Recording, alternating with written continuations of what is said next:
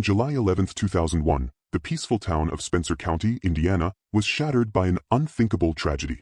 15-year-old Stacy Lynn Payne was at home with her little sister, enjoying an ordinary summer day, until a stranger knocked on their door. He said he was looking for his lost dog.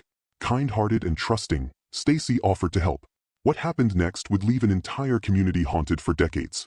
This wasn't just a random act of violence, it was the horrifying unraveling of a young girl's final moments and the dark secret that would shake Spencer County to its core.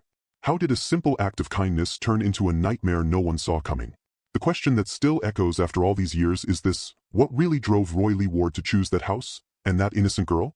Stay with us as we uncover the chilling truth behind that fateful day.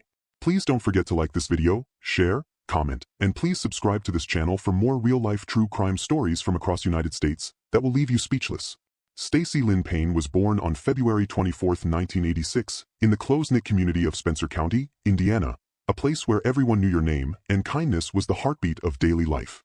From a young age, Stacy stood out, not for loudness or attention-seeking, but for her quiet grace and the warmth she carried wherever she went. Her smile could light up a room, her laughter was contagious, and her heart seemed far too big for this world. Friends described her as the kind of girl who always stopped to help, who noticed when others were hurting, and who offered comfort without being asked. At school, teachers spoke of her as dependable, intelligent, and remarkably mature, a student who treated everyone with respect and dreamed of one day becoming a teacher herself. Her love for reading reflected a mind full of imagination and empathy, a girl who saw the good in everyone.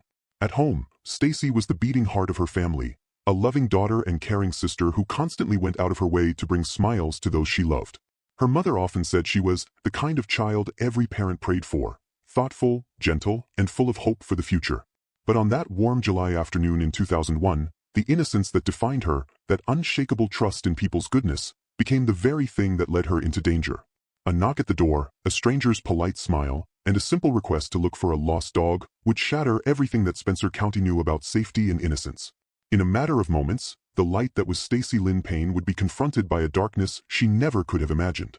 Roy Lee Ward was born on July 20, 1972, in Indiana, a state of quiet towns and honest working families, but for Roy, life began on uneven ground. His childhood was anything but stable. Turbulence seemed to follow him, a mix of neglect, rebellion, and emotional unrest that shaped the man he would one day become. Those who knew him in his youth often recalled a boy who couldn't sit still, who lashed out when things didn't go his way, and who never seemed to learn from his mistakes. School offered no refuge. He dropped out before he could build a future, trading classrooms and textbooks for the streets and trouble that came easily to him. By his late teens, Ward's life had already begun its descent into darkness. Petty crimes soon escalated into more serious offenses: theft, burglary, and eventually violent sexual assaults.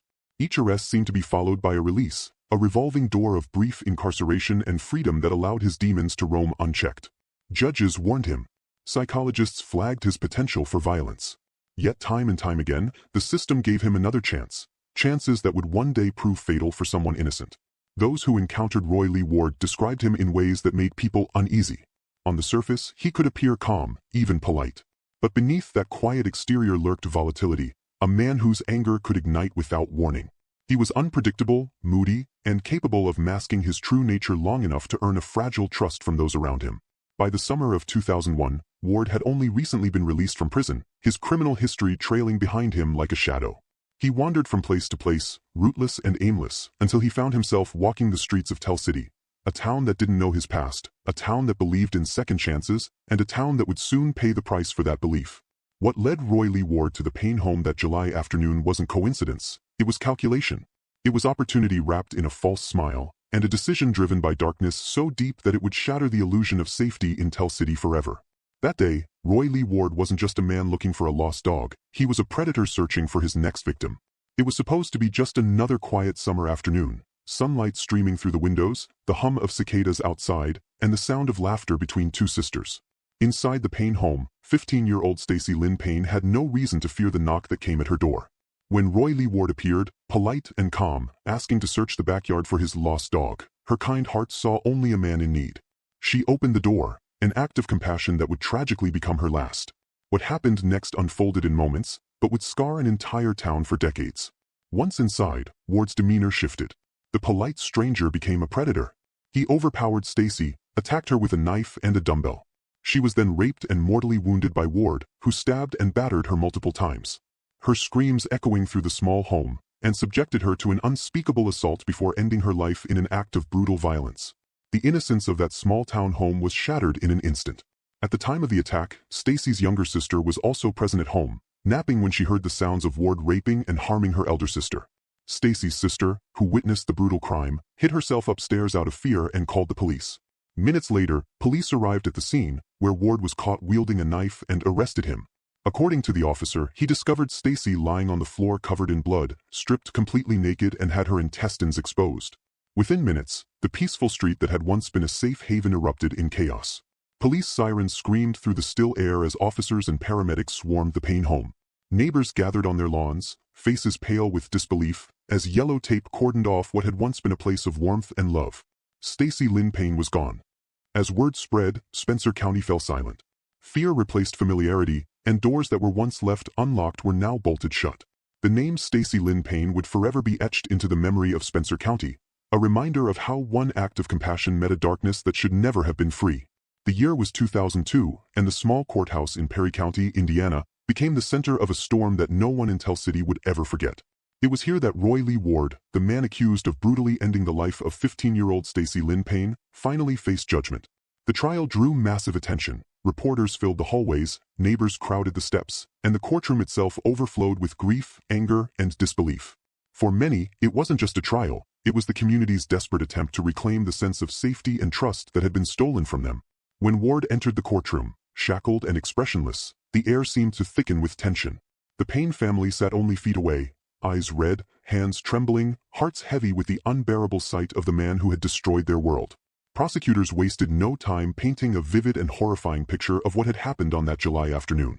Every piece of evidence told the same story: the DNA, the fingerprints, the witness accounts, all undeniable, all pointing to one man.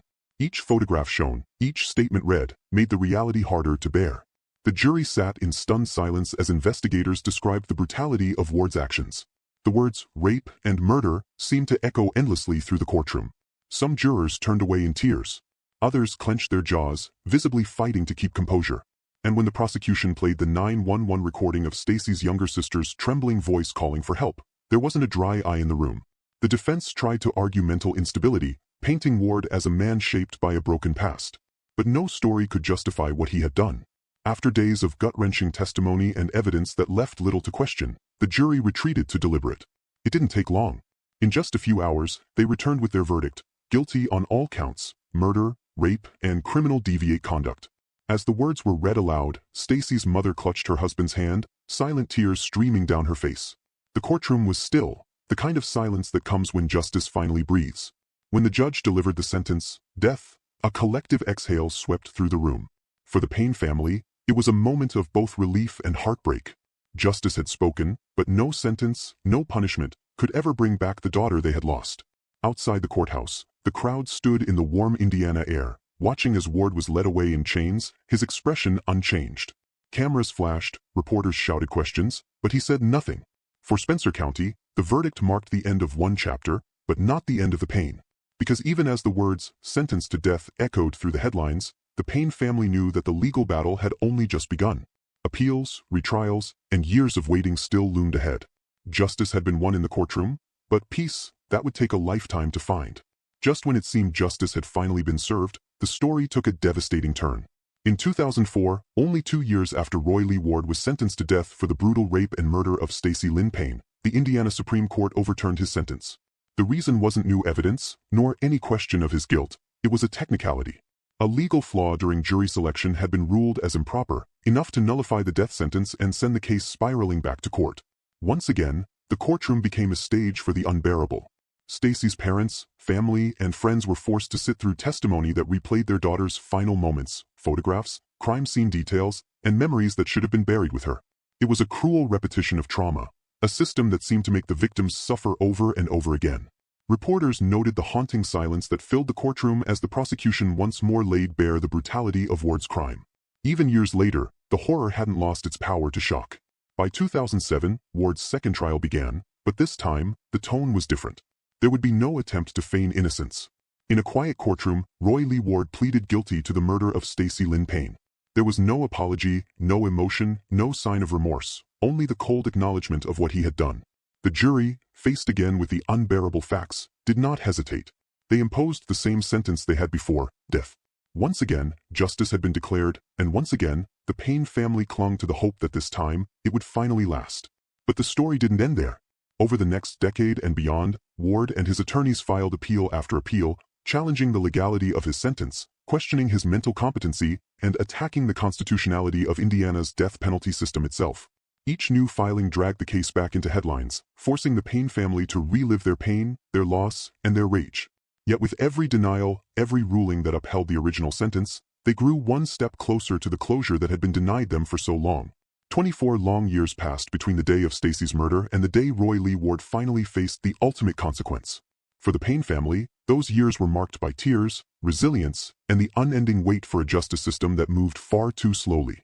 And though time had dulled some of the public's outrage, it had not erased the memory of the girl whose kindness cost her life, or the man who fought every day to delay his own reckoning. But when justice finally caught up to Roy Lee Ward, the question remained, after 2 trials, countless appeals, and decades of waiting, would his final words reveal remorse, or would they prove that monsters never truly change? Time has a strange way of standing still after tragedy.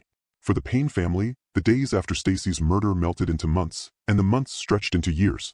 The world outside their home moved on, school bells rang, holidays came and went, and new families moved into the neighborhood, but inside, grief had settled like a shadow that refused to lift. Her mother often said it felt as if the clocks in their home had stopped on that July afternoon in 2001. Every court hearing meant reopening wounds that never healed. The family sat quietly in hard wooden benches, listening as lawyers debated legal technicalities. Words like appeal, jury misconduct, and procedural error became part of their vocabulary. Each motion filed by Roy Lee Ward's attorneys was another twist of the knife. To the outside world, the case was just another line on the docket, but to the Payne family, it was their entire life suspended between grief and justice.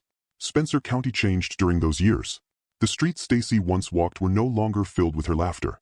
Her classmates graduated, moved away, started families of their own. But no matter how far they went, every July 11th brought them back in memory, to that quiet street, that house, that moment when innocence was stolen.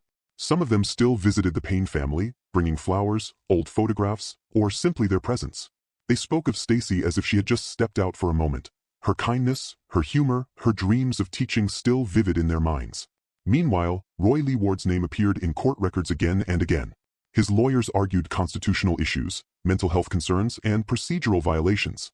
Each time, the courts denied the appeals, and each time, the Payne family exhaled in quiet relief, only to brace themselves for the next round. The process was long, exhausting, and cruelly repetitive. But they endured it all, believing that someday, somehow, justice would arrive. For the Payne family, the coming execution was never about revenge. They had long accepted that nothing could undo what happened to Stacy. What they wanted was recognition, a final act of accountability, a moment when the system would look at them and say, "We remember." They wanted the story that began with a knock on the door to finally have an ending. After 24 years of waiting, the date was finally set. October 9th, 2025, the day that time would start moving again for the Payne family. The day justice, however delayed, would be done. October 9th, 2025. The sun set slowly over Michigan City, Indiana, casting long orange streaks across the walls of the Indiana State Prison. Outside the towering brick complex, the air hung heavy and still. A small group of reporters gathered near the entrance, their cameras ready, their voices hushed. Across the street, protesters stood with signs, some calling for mercy, others demanding justice. Among them were quiet faces who had waited almost a quarter of a century for this night. Inside the prison walls, behind layers of concrete and steel, Roy Lee Ward was living the final hours of his life. Ward was 53 years old now, older, thinner, quieter. The decades on death row had aged him, but not softened the memory of what he had done. In those final hours, there was no drama, no outburst, only silence. His cell was stripped of most possessions, and his meals that day were ordinary, except for one, the last meal he would ever have. Ward's final request was simple: a hamburger and fries from Texas Corral, a small-town restaurant chain. He ate quietly, taking small bites, occasionally staring at the wall in front of him. Guards nearby said he spoke little, his words soft and brief, his tone detached, as if the weight of the moment had finally settled in. In the hours before midnight, prison officials met to review the final protocol. The warden confirmed the time, the 4 team prepared the chamber, and witnesses, including journalists, legal representatives, and members of the Payne family, were escorted into the observation room. Each step was carried out with precision, the procedure rehearsed and repeated countless times before, but never without the somber knowledge of what it meant. Ward was allowed to meet briefly with his spiritual advisor, Brian Nosebush. The two prayed together in quiet tones, the murmured words of repentance barely audible beyond the cell door. At 11:45 p.m., guards entered to escort Ward to the execution chamber. He walked without resistance, his hands cuffed, his head slightly bowed. Those who witnessed it described him as calm, perhaps resigned, perhaps empty. As the clock neared midnight, the room was still. The warden read the official order of execution. Ward was strapped to the gurney, for lines running from both arms, his breathing steady but shallow. When the warden asked if he had any final words, Ward lifted his head slightly and spoke his last audible sentence. "Brian is going to read them." His voice was quiet, nearly lost beneath the hum of the fluorescent lights. Moments later, a folded piece of paper was handed to Nosebush, who stood nearby with visible emotion. That paper contained Ward's final written statement, a message that would later be released to the public through his attorney. In it, Ward wrote, "Stacy Payne was full of life and had a bright future. I took that away from her and her family. I wish I could go back and change things, but I can't. I hate myself for what I did. If I could take with me every bit of pain I have caused Stacy and her family, I would.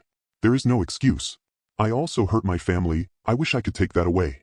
I have asked God for forgiveness, even though I feel I do not deserve it and cannot forgive myself. I hope my execution gives Stacy's family some peace."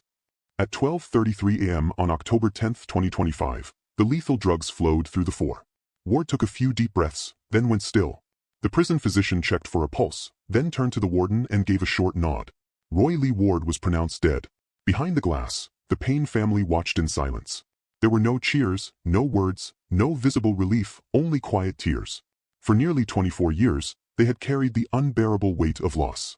Now, in that sterile chamber, the man who had taken their daughter's life was gone. Justice, long delayed, had finally come. Outside the prison, the air was cold. Reporters typed their stories, the headlines already forming. "Indiana executes Roy Lee Ward for 2001 murder of teen girl." For some, it was just another headline. But for the Payne family, it was the end of an era, the closing of a story that had begun with a single knock on their door and ended in a room of silence and finality. As dawn began to rise over Michigan City, the town of Tell City, 2 hours south, remained asleep. In one small cemetery, a marble headstone bore the name Stacy Lynn Payne. Flowers from the last anniversary still stood beside it. And though she had been gone for almost 24 years, that morning, for the first time, her family felt that justice had finally caught up with time. The night of October 10, 2025, marked the end of a story that had haunted Spencer County for nearly a generation. For 24 long years, the name Stacy Lynn Payne had been spoken in whispers, carried in prayers, and etched in the hearts of those who knew her. The execution of Roy Lee Ward was not a triumph. It was a quiet resolution, a closing of a wound that could never fully heal. For the Payne family, this moment wasn't about vengeance. It was about dignity, about closure, and about ensuring that Stacy's name would be remembered for her life, not her death. After 24 years of waiting, justice was finally carried out. But no execution could ever erase the pain or bring back the light that Stacy once brought to the world. As the chapter closes on this haunting story, one question still lingers. When justice takes decades to arrive, does it still bring peace, or does it simply remind us of everything we've lost along the way? Thank you so much for watching this video and staying with me until the very end. If you found this story gripping and thought-provoking, please hit the like button, share it with your friends, and let me know your thoughts in the comments below. And don't forget to please subscribe to the channel for more chilling and powerful true crime stories from America's death row.